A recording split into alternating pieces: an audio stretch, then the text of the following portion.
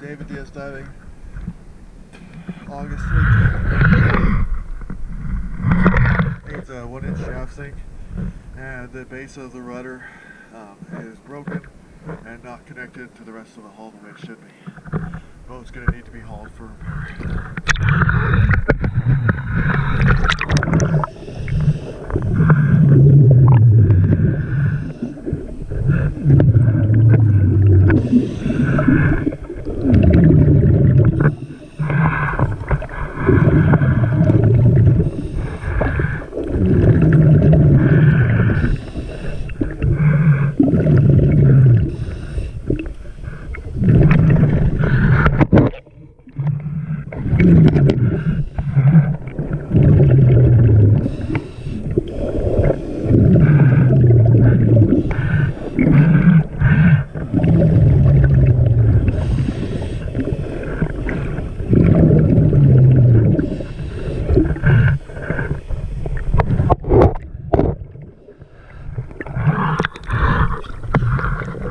Also, a large portion of the boot strap is underwater, and